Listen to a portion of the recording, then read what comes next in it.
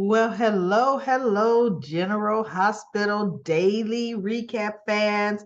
I tell you, there was two really good parts today. And finally, before I begin, if you have not subscribed to this channel, if you have returned 2 times to this channel and you have not subscribed, push the subscribe button on the bottom right hand side of this screen. Subscribe. Okay, guess what? We have been waiting and waiting. And who the mama? Who's the mama?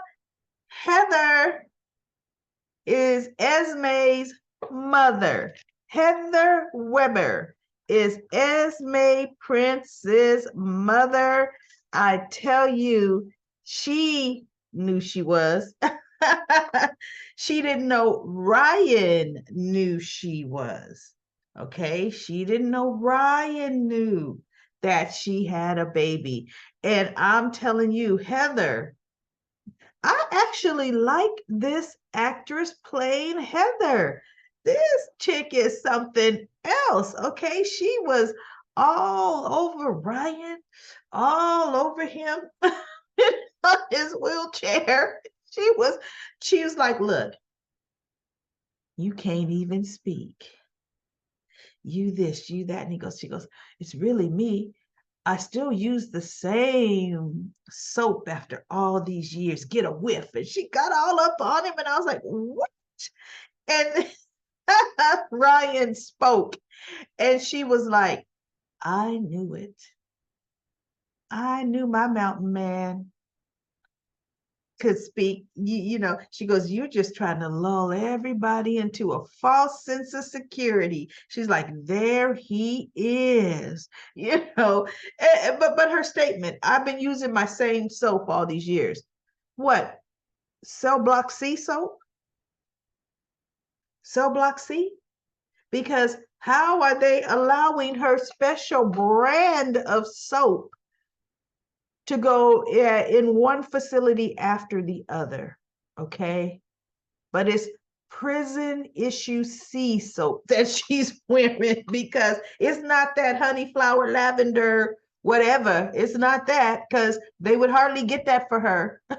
So that didn't make any sense. But and when he did speak, he's like, you broke my heart. You left without, I mean, he was pissed. Here, and truth be told, crazy Heather Weber would be the one that he would fall head over heels for, right? Because they were just the match made from hell. Those two. Could you imagine? Oh my goodness. And so she didn't explain yet, why she left. She just did, and he's like, he didn't even know her real name. And she said it. She said, let me see, what did she say her name was? She told him her name was Hazel, but he told her his name was Richard. So they would not have been able to initially find each other until each other turned up in the news, because they were murderers. Heather's crimes were reported widely, and so was Ryan's. So soon as Ryan started his killing carnage, if he hadn't already, which is why he was up there in the mountains, Heather would have known exactly who he was. And soon as Heather started doing her things and her cover-ups and she may not have made as much national press as he did, but if he kept track of the Port Charles news media, he would have known. He would have seen her picture. Seriously. So he would have known who, and actually he did know who Heather was, because remember when she came out that back room, when she bumped into the orderly and he turned around, she saw him, he saw her. They knew who each other was, period. And he would have noticed her face in any news media and said, hey, that's my Hazel. That's my Hazel. Wait, her name is Heather Weber. She would have been like, hey, that's my Richard, Mountain Man. Oh, wait, he's Ryan Chamberlain. So, he could have found her at any time when he was out. And she definitely could have found him or went to visit him anytime. I could have sworn they were both in Pittenville at the same time a few years ago. You know what, GH, Daily Recap folks? Think back. I could have swore they both were in Pittenville together at some point, and or a Shady Brook, maybe Darkham, somewhere together. I thought they were. So, if anybody can remember, but see, how they change and change history. Period. They've changed history. That's exactly when they decided to bring this Esme character in. They were changing history, and they had to figure out who they gonna make her mama. Who's gonna be the baby mama? Well, it's Heather. After all this time, so I think we are 100% right. Heather's going to be the one to get Ryan out, and she's gonna go with him on the run because this is minimum security. She already had the whole ring of keys when she came in. She could take him out of that facility tonight. She and him, and they could be gone. Remember, he told Esme he had money stashed, but how is he going to get it? Realistically, he's got one hand. He can only play his brother up to a certain amount, right? Unless it's a bank account or something. He could walk up to the teller and, because look, they saying, can I see both your hands? They're not going to do that, right? He's obviously left-handed now. He probably was already left-handed, which is why he cut his right hand off. But anyway, that was pretty good to me. And then he's kind of threatened Heather. She's like, no, you're not going to hurt me. Because it's like she almost said, I'm your kryptonite. You ain't about to hurt me. She's not afraid of him. So anyway, that was cute. I kind of like that. Let's let the carnage begin. Let's let the mayhem begin on General Hospital. But this truly, it could answer the question as the chains clanking could have been her still with her chain still around her waist, because remember when they were transporting her, she had chains around her waist, then it went to her feet, and then the other part went to her hands, right? Well, she could have always slipped out taken off the feet and the hands, but she still left the chains around her waist, So we'll see. That could be that chain sound, because it sounded more like a chain to me than jewelry. It really, really did. And Diane Miller would know Heather from way back when, or possibly recognize Heather Webb. You know what I'm saying? Diane would know Heather when she saw her. So that could be, she said, it's like, I recognize her from somewhere. Could be Heather. So we shall see. But they just need to move along, and they need to do something because it's drug out far, far too long. And then we had Sonny. Sonny had Dex in the office, being Sonny to Dex. Oh, and and Dex, boss. So Sonny decides to give Dex this gun. I thought Dex already had a gun, but maybe not. Sonny gives him this powerful piece of a gun, and Dex takes it immediately, puts it behind his jacket, and Sonny ends up telling him, let's go. And he's like, where are we going? Sonny didn't say, but Sonny had Donna. This was his visitation with Donna, but he pretty much left Donna with the nanny and Nina. He hadn't seen Donna the whole visit, So he called Nina, and she's like, oh, your daughter is running circles around us and blah, blah, blah. And, she's eating dinner, but you're missing everything. And she said she had ordered a separate gourmet dinner from the Metro Court for him and her. And one thing I can say, Nina has always loved children, and they like Nina. They really do. Avery really likes Nina. Well, plus is her mama's friend. her mama's only friend. And I was gonna say, and Ava's Nina's only friend, but we have Britt, but that's family. We have Britt and Maxie and old Britt, that's family. Outside of family, Ava is Nina's only friend, and is Ava's only friend. But Donna probably is gonna like her too. So Sonny's like, yeah, I'll be home soon. And then he met with Dex, and then, they're on their way.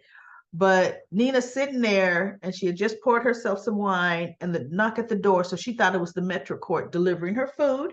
And she opens up the door, and of course, it's Jocelyn. Jocelyn came to pick up Avery, you know. And so she says, I'm here to pick up Avery. And she goes, well, Avery's eating right now. And she goes, and Sonny's not here. And Jocelyn's like, well, of course Sonny wouldn't be here. Sonny can't take time to spend with Avery on his day. Of course he would leave her with the girlfriend, you know? And so she's like, well, Jocelyn, what did she say? Avery is eating dinner right now. And so Jocelyn knows the nanny's name. It's not Pilar, whatever the nanny's name is. She says, well, first of all, we know the nanny cooked the dinner. You sure didn't. And second of all, I'm just gonna, go get her. She goes, you can let her finish dinner or something. And she goes, yeah, you know what? Okay, fine. She goes, Jocelyn, you can stay for a minute, take off your coat, wait for her to eat. And then Sonny will be home in a minute. He at least would like to kiss his daughter before you take her. Well, my whole thing is, well, then he should have been, me personally, daily recap lady, then he should have been there, right? Because if I'm here to pick her up, I'm going to let her eat. And Jocelyn said, and we're leaving right after she eats her little dessert. Whether Sonny is here or not, we're leaving. And so Nina just kind of sniped at her. And she goes, and you know what? I thought you aren't, what are you even doing here? I thought you're not supposed to be around Donna. And so she goes, well, you're behind the times because Sonny and Carly have an arrangement, and, it's been updated. And so Jocelyn says, well, when I get home, I will check that out with my mother. And so she goes, you know what, Jocelyn, this animosity or something. Nina said, you know how Nina's going to engage. Nina loves a verbal confrontation, loves it. What I love is so does Jocelyn. They are making her a Carly Jr., right? And so she goes, this all just needs to stop. She goes, Ava, there's no animosity towards you. You did us a favor. And so Ava's like, well, how do you figure that? You took Sonny off our hands. She says, for years, I have watched my mother twist herself inside and out to be everything for Sonny. Because everything revolved around Sonny. She says, now you have been the only one of many, but you have been the only one who has successfully been able to take him off our hands. And she's like, I haven't taken anyone out. She goes, yeah, yes, you have. And good. I'm just telling you, I'm happy. I don't want Sonny with my mother. My mother is happier without Sonny. She is starting her life. And so Nina's just like looking at her like, you just always have to judge and be so self-righteous. I didn't take Sonny off of anybody's hands. I fell in love with him despite of what everybody else said and thought, but you wouldn't know anything about that. And Jocelyn's mind, of course, instantly went to Dex, right? So she snapped out of it and she goes, you know what? I'm going to see if Avery's ready. And so Jocelyn turned to go towards the kitchen, and Nina says, Jocelyn, how's Cameron? And Jocelyn turned around and looked at her and said, None of your business. And I thought, as if Jocelyn would answer Nina. Oh, let me tell you how Cameron is. He's still working there at Kelly's, still manager. You know, he's doing really well with his class. He's getting an A in sociology and a B. And, you know, Cameron's doing real, real well. She would never talk to Nina about anybody. And Nina knows that. She just wanted to, just something to dig. Nina, goodness, she's horrible to me. What I did like, everybody, did you notice the shift in Carly? Any of us that has known Carly for years, who would have been there to pick up Donna? It would have been Carly. You want to know why? Because Carly would go looking for a fight. Carly would go hoping Nina would be there so she could fight with her and dig with her and just, you know, they would have both had a good cat fight, verbal. That's the way Carly used to roll, period. So now they're just having Jocelyn take over that role, right? Carly's like, look, go ahead and pick up your sister, bring her home, please. Because I don't want to see Sonny. I don't want to see anybody. You know, before Carly, when she was separated from Sonny, she would take pretty much every opportunity she could to see Sonny whenever she could, period. So Sonny opens the door, he comes in, and Dex is behind him, came walking in behind. And Jocelyn looked at Dex, and Dex kind of looked at Jocelyn like, what are you doing here? She's looking at him, and Nina kind of got, you know, nosy Nina. So Josh says, I'm going to go get Donna. And she turns and she walks out the room kind of fast, right? And Sonny goes over to Nina, and Nina's hugging Sonny, and she's looking at Jocelyn as Jocelyn's walking away like, ooh, why is she looking like that? Ooh, I'm sensing something. I got a new gossip story to say. I got a new lie I could spread. Oh my goodness. I got something to talk to Sonny about that. Oh my, that I'm feeling, and I'm going to just tell it. That's Nina. That's Nina. Because quite frankly, Jocelyn did get out of there pretty quick, but Jocelyn hates seeing Dex with Sonny. Now, she didn't go when they walked in. She just said, I'm going to go get Donna. And she beelined, right? So Nina's getting ready to read a whole lot into it, even though there is a whole lot going into it, right? But Nina is getting ready to just really spread some, and see, this will be the straw that broke the camel's back with Carly. Whatever Nina's about to start regarding Jocelyn and Dex, she's going to go to Cameron and say, hey, how are you and Jocelyn? Haven't seen the two of you together. Is it over? See, Nina is going to start some stuff. Carly, at that point, when it gets back to Carly this time, see, Michael and Willow, they're older. Jocelyn is barely 20, if she's turned 20 yet. She should be turning 20 soon. Oh, Carly's going to mop up the floor with Nina behind, starting rumors about Jocelyn. She really is. And I can't wait for that to happen, because there's no reason for Nina to start anything or even get into anything, but Nina can't help herself. If there's no mess, Nina's bored. She needs to start some mess. So that's exactly what she's getting ready to do. Let's see. We have Spencer and Uncle Victor, of course, now after they heard Rory's declaration of love, you know, Spencer walks right behind Rory, and Trina's looking at Rory, but then she looks up and sees Spencer, and Rory's like, what? Because Trina didn't say I love you too, because for one, that was way too soon.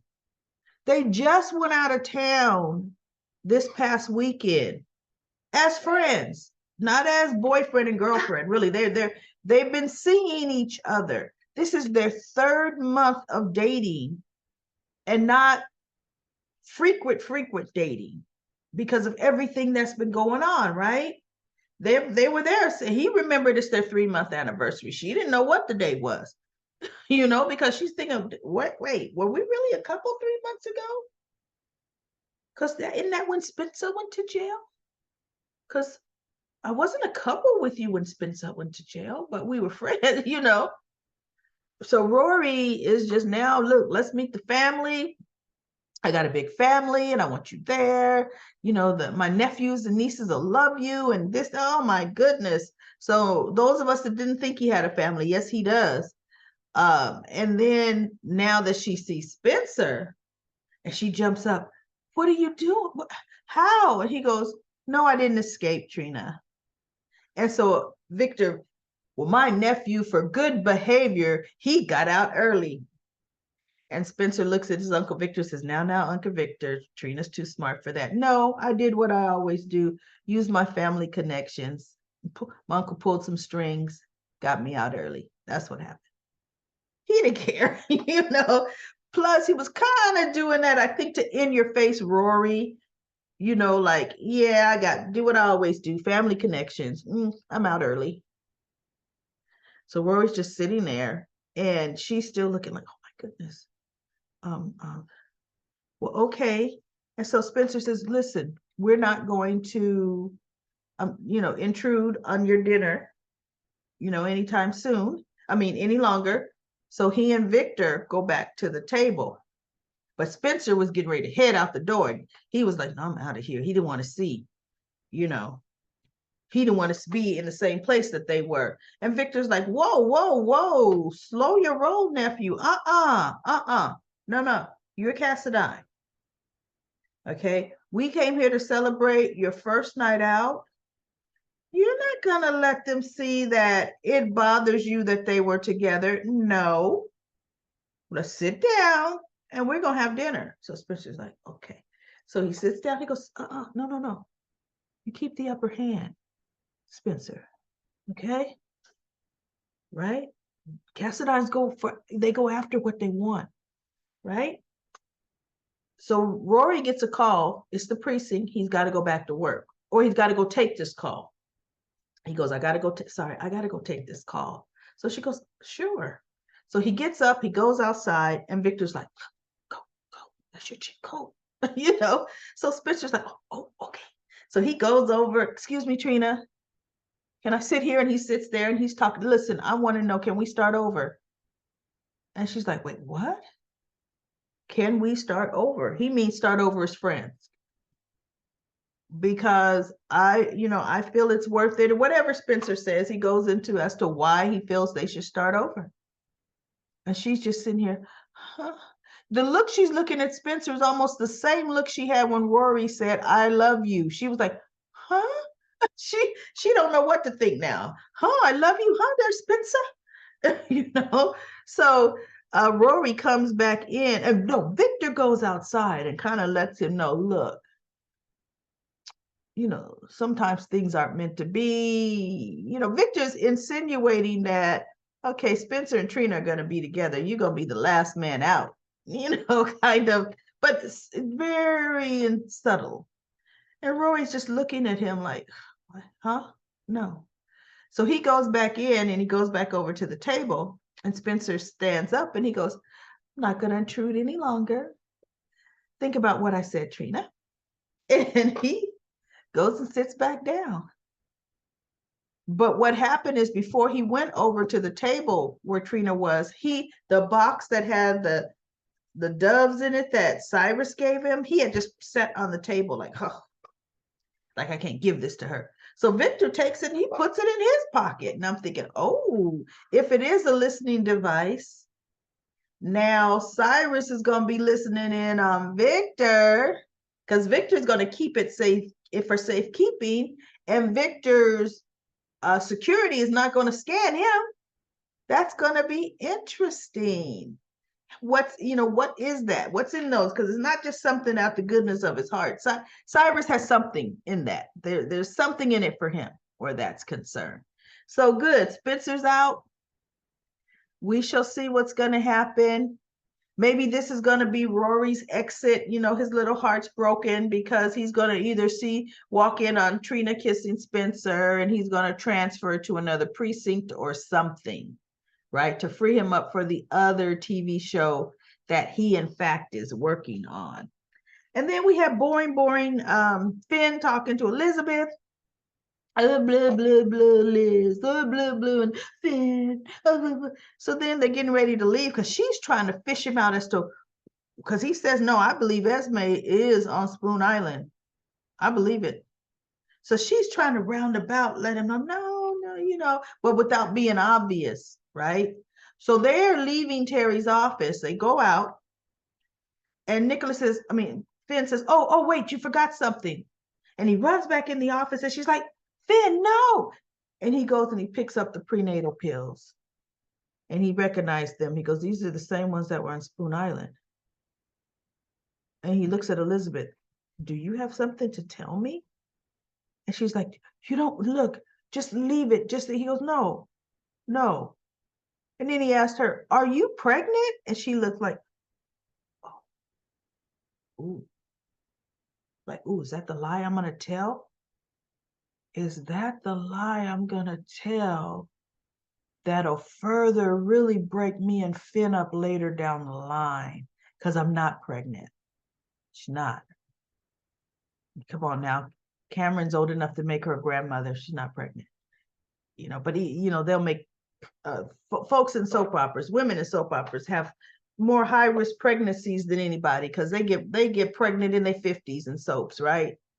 So anyway, we'll see what Elizabeth is going to spin with that. We'll see what lie she's going to tell, but she's not about to bring Finn in on the, really, they're keeping Esme hostage, really, on the what is it, hostage, or what do they call it? Unlawful detention. What is it? They're keeping her hostage or held against her will. You know, so she's not going to bring Finn on that because she could get in enough trouble herself with that, you know, so she's definitely not going to do that. Sonny, before I go to comment corner, Sonny told Dex, you made a big mistake with the whole Anna transport situation. Big mistake. And so Dex is like, I'm sorry, boss. I won't make that mistake again. And I'm sitting there thinking, what mistake did Dex make? Let's be real. Sonny set up the situation with the transport. Dex was the driver. Dex had no control over the transport back to Darkham, that van needing repairs. None. To the other guard now jumping in saying things have changed and now we've got this passenger to drop off as well. Actually, he should have said, boss, what should I have done in that? See, here's the thing. People so quick to say, what, you were wrong, you should have did something different. Boss, what would you have liked me to have done? They changed the number of passengers in the van. The guy had written authorization now to ride with that other van. What should Dex have done? Because Anna was already in there. So the main thing was to get Anna free, right? So Dex thought, okay, I'm going to do it, but I'm going to drop this other guy off first. The problem came when the other guy said, no, you just passed Pittenville. We're going to do Pittenville first. See, that's where everything went haywire. And after Dex got shot and lost his phone, it would be, what was I supposed to do, boss? It's like he said, I was bleeding and delirious. When Jocelyn helped me, she didn't have to. So I would have just asked him, respectfully, boss, so I don't make these kinds of mistakes again. What do you say I should have done and when? That's what I would have asked Sonny, because no, you can say I screwed up all you want, but realistically, Dex did not screw up, okay? He didn't. Okay, let's go to comment corner. Comment corner. Got a number of comments. I'm getting ready to breeze through. Ron says Heather knows not to mess with Sonny. She was wrapped up like a little baby when the old mob voice of Sonny came out. Yep, you got to see Sonny. And I like it. The more they're finally letting Sonny come back, the more I like it. And Sonny said that this is my town. He's back with the funny thing. Wait, he's back, and the funny thing is, the policeman even answered him. Well, that was a guard though. That guard, Sonny got that job. So, Coco Ellsworth was Epiphany's son, and Ryan was introduced as a pediatrician at GH, but it was soon revealed that he had hidden his mental instability. So Coco Ellsworth, the actor, possibly, but the guy's name was Stan. Stan Lee was Epiphany's name. Another commenter said that, and as soon as I read Stanley, that's right. You know, he was the van guy. He was the intel guy. And Squawky says, wait, hold up. Is Esme the spawn of Cuckoo Bird, Heather Weber? I did not have that on my bingo card. You haven't been listening to the daily recaps, Squawky, because we've been thinking it was Heather that was going to be her mother, but we just couldn't figure out what timeline were they going to make that happen with. But it would be 20 years ago. We don't know exactly how old Esme is, because Esme could be a few years older than Spencer. However, look, the way they're making her act held captive, she is acting all of 19, right? And then Anariana says, Ava, kill me with get to blinking. I know, get to blinking, Ryan. Sonny had to let Heather know he had to cover his bases. Cameron, Finn, Rory are all on the same boat, rowing in circles. Hello, lover. Great recap.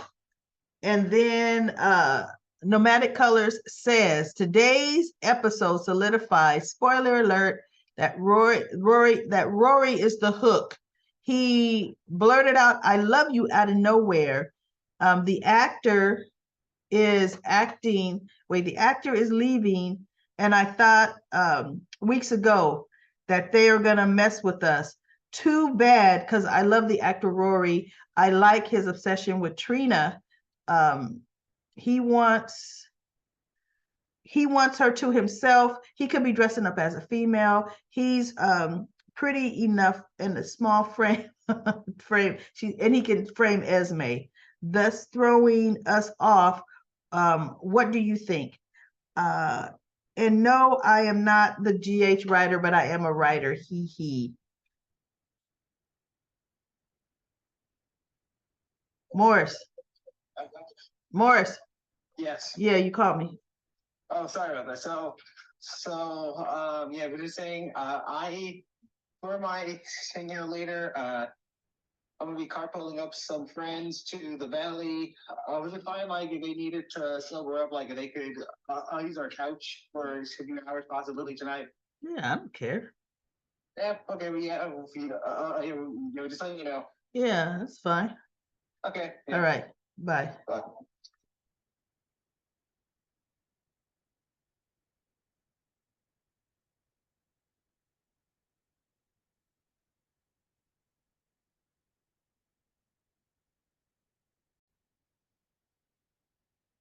And let's see, the next comment is from Carrie Joe. Carrie Joe says, I can't remember the time frame, but Kevin told someone that Ryan was a doctor. That's how he was able to cut his hand off. Lisa says, I remember that Franco locked that rapist in a dog cage. You are so right about that. Soon as you wrote this comment, I said, yes, he had the guy in the dog cage, made him drink water out of a dog bowl, had the cage covered so he would leave him in the dark. I mean, he was going to torture. He well not was going to. He was torturing that guy. Oh yeah. Franco could be Franco. And I love the way he did that. Um, let's see, anything horrible to the guy. Elizabeth talked him out of killing him. He did. She did. She talked to. She says she wouldn't want that. Not on her conscience, you know. And after that, after Franco let the guy go, they became closer. He and Elizabeth. And then Lisa said Spencer could carry those turtle doves around until he can give one to her. All Cyrus will hear is Spencer and whoever he's talking to. But right now, what Cyrus is going to hear is Victor, right? Because Victor has them. But I'm sure Spencer says, "Hey, I left my gift." Victor will give it back, the box back to Spencer, or so he may even give it back to him while they're sitting at the table.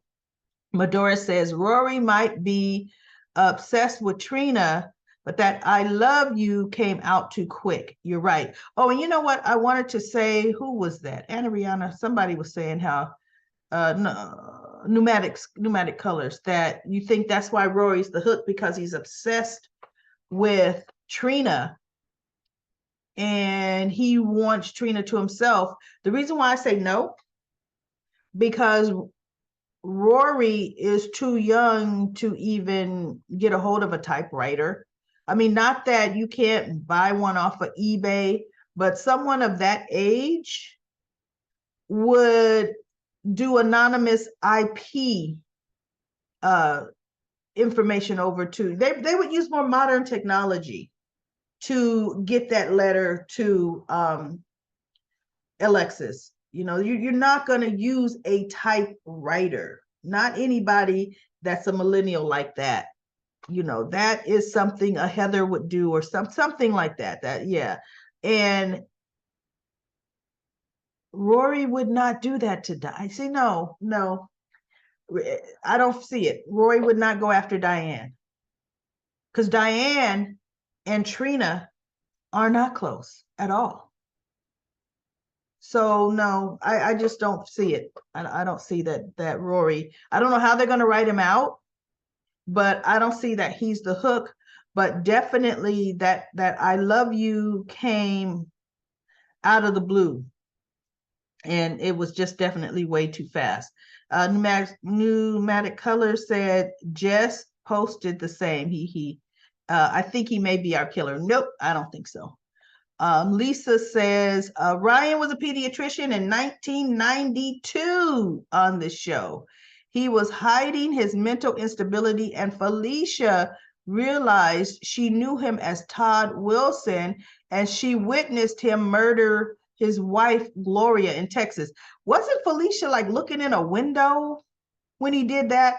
Or somehow was she in a back room and she was peeking? I seem to have remember watching that episode when he killed his wife and Felicia was there. But didn't Felicia remember that later? Something happened and Felicia, because it came out much, much later, I think. Anyway, Lisa says that Jordan was right. They could not only have tunnel vision and think it's Esme. I've always thought Esme was with Maggie, her nanny, a while ago. It would explain a lot if she is Heather's daughter. Sonny is making it clear to Heather that she does not remember how the driver looked. And Heather's going to Ryan's room thinking he can't talk or move. No, I think Heather was going to find out if he could talk or move. And guess what? She found out, didn't she? And says, "Oh no, Martin tracking Valentine. He led the feds to him." I love me some Anna. He is so crooked, that FBI agent. Yeah, he is a crooked FBI agent. I wouldn't be surprised if he's on Victor's payroll. I'm glad she and Valentine got away. Finn telling Elizabeth it's not her fault was great. Jeff preyed on Reiko when she was lonely. You know, yeah. I'm skimming down this comment because it's a long one. What's going on with Dante? Cody told Dante that Sam was looking into unsealing those records. Yeah, I know. Victor had to one-up Cyrus by getting Spencer out early. Britt won't take her own life. She will move away and maybe come back after finding a research place to help her. Maybe she is not so ill. She would not be so ill if Cody was drugging her for the diamonds. I don't know. It didn't never show Cody was drugging her. Because the Hodgkin's disease, I don't know. We'll see. But we know they may be writing her out. Michael said, you forgot Sean Butler, who he left in jail without a thought. Epiphany's son was Stan Johnson. Yes, Ryan Chamberlain was a doctor, pediatrician of all things. I know, love children. I thought you were joking when you didn't remember this. No, I don't remember everything, Michael, not everything. That's why I say, hey, help me out, fans. Great recap. Well, no, you did a great recap, Michael. Thank you for that information. Let's see. LaShunta says Stan got killed. Yes, he did. Didn't that van get bombed? I think it's Epiphany's son, the van he was in blew up. That's what I think happens. If somebody else remembers how it happened, let me know. And it says, Karen says Ryan is a pediatrician. Sandy says, loving the new Heather. Can't wait to see what she gets up to with Ryan. Trina looked uncomfortable today with Rory when he proclaimed his love for her. Let's hope the writers don't make Spencer and Trina play those silly games. Just put them together. Nobody just gets together in soaps. Unless you're just not supposed to be together, then all of a sudden you are just together, right? Please don't make us lose interest like so many other couples. And then Lisa says, exactly. Let's be obvious that when she sees Spencer, she can't and wouldn't respond to Rory's declaration of love. She wasn't going to respond to it, even if she hadn't seen Spencer, because she's not there yet. Robin says Heather called Ryan lover. Yes, and we found out why. And then Ruth says, I think the name of Tiffany's son, you mean Epiphany's son, was Jamal. No, it was not Jamal. Have they had a Jamal on General Hospital? I don't know. I don't think so. Ruth says the idea of Heather Weber being Esme's mother is downright disgusting. It's bad enough Ryan's her father. Barf double time. Make it triple time. Yep, well, guess what? That's her mama. Heather is Esme's mama. She would really have, Lisa says, she would really have a double deck of cards against her now, won't she? I know. It would explain a lot of her behavior. I think people would start to have pity on her if they found out that Ryan was her father and Heather was her mother. Oh my goodness gracious. So anyway, that is it for Comment Corner. I will be back on Monday for another daily recap of the young. Oh, why am I saying that? It's General Hospital. Young and the Restless is the next recap. It's General Hospital. See you back on Monday.